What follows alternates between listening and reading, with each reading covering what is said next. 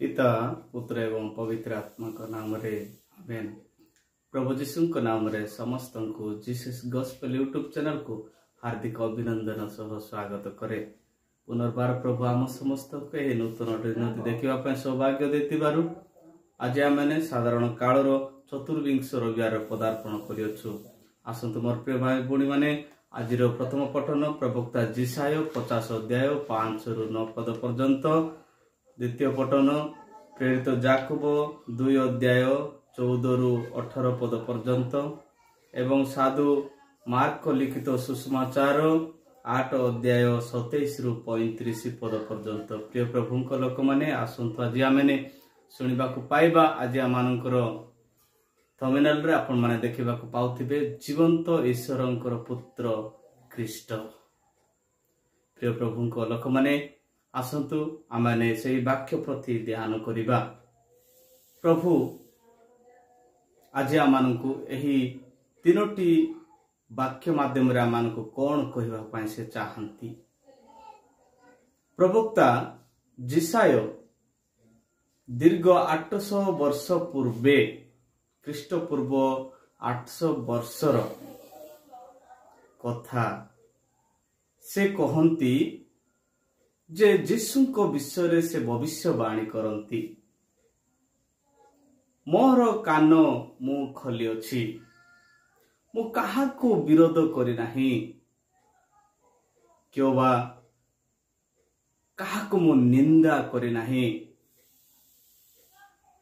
मते जो माने पिटिबा पाए आसिले से मानक पाए मु पिटी देखाइले, जे मोर दाढ़ी उपाड़िया पाए आसिले मु तांको मोर गाल पाति देली, मते अपमान कले एवं मते चेप पखाइले मु मोर मुख लुछाइली नाही बोली कि प्रवक्ता जिसाय को माध्यम रे प्रभु एही कथा कहिले एवं जीशु को विषय भविष्यवाणी से करथिले। प्रिय प्रभु को लोक माने आज आमे देखिबा को पावछु जीशु ख्रीष्ट तांकर शिष्य माननकु 12 जन प्रेरित माननकु पचारउचंती, तुमे माने के बोलुचो, लोक माने के बोलुचंती मते। सेही समय रे से माने कहिले कि बाप्तिजक जोहन एवं भविष्य वक्ता मानक मध्यरु जणे आछंती एवं केतेक एलियो मध्य बोली कहउचंती। प्रभु जीशु केवल शिष्य मानक पचारिले, लोक माने सिना कहउचंती एही बळी, तबे तुमे के बोलछो मते।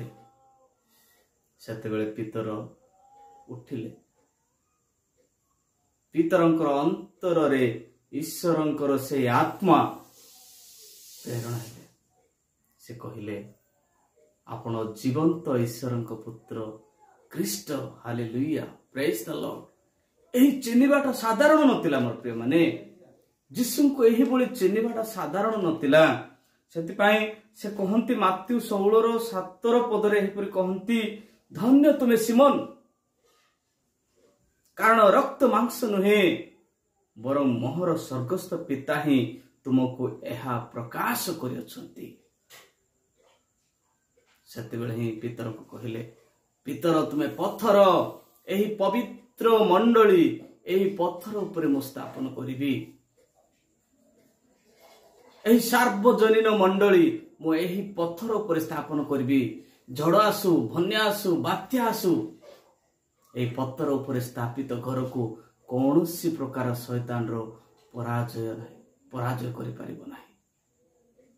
पितर तुमे पत्थर, पवित्र सार्वजनीन मंडली कैथोलिक मंडली को पितरंक दायित्व रे प्रभु परमेश्वर देथिले।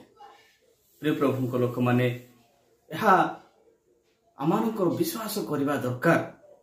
आज जे प्रभु जीशु को पितर चिन्हिले, अंतर आत्मा दिख से चिन्हिले, हृदय मन प्राण रे से चिन्हिले, सेते बेले प्रभु जीशु पितरं कहले एही कथा तुमे काहारी को कह नाही। प्रिय प्रभु को लोक माने आपण माने देखंतु ईश्वरंकर वाक्य रे मात्यु 16:16 रे से जीवंत ईश्वरंकर पुत्र बोली लिखा जाए एवं ताको चिन्हिबा जानिबा ईश्वरंकर महिमा कीर्तन करवा। जहन 17 तार 3 पदरे एहीपरि मते लेखा अछि। एहीपरि प्रभु आमानकु कहंती एकमात्र सत्य ईश्वर दे तुम्भकु एवं तुमर प्रेरित जीशु ख्रीष्टंकु जानिबा ही अनंत जीवन अटे। प्रेज द लॉर्ड, हालेलुया, प्रेज द लॉर्ड। मोर प्रिय माने जीशु को जानिबा होची अनंत जीवन अटे। जीशु को जानिबा एवं विश्वास करिबा सेतिक नुहे मोर प्रिय माने। प्रेरित जाकब कहंती कर्म बिना विश्वास मृत।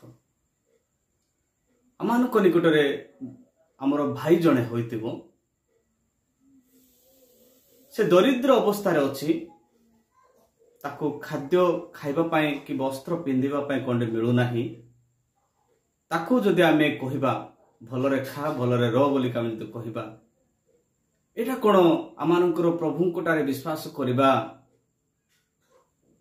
तुम दृष्टि रे तुमर दरिद्र भाई दुख अवस्था रे पड़िछि, ताको कोन खाद्य परसिबा आमर धर्म नुहे।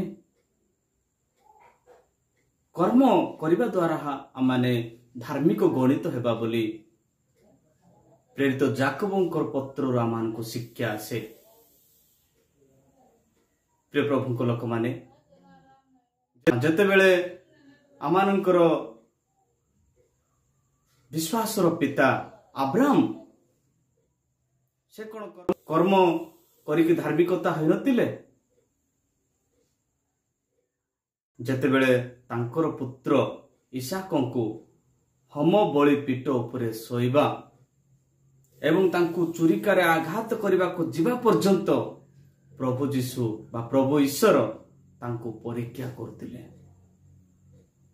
तार से निजर कर्म को विस्पष्ट सहकारे से निभाइतिबारु पिता अब्राहम को से दिन धार्मिक गणना कराइतिला।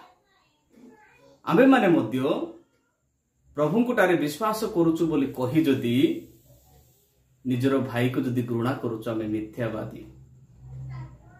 जहन प्रथम जहन 4 अध्याय 20 पद से कहती ईश्वर को विश्वास करुछु मात्र निजर भाई को घृणा करुछु। जो ईश्वर को आमे देखु ना हूं ताको किपरि आमे विश्वास करिबा।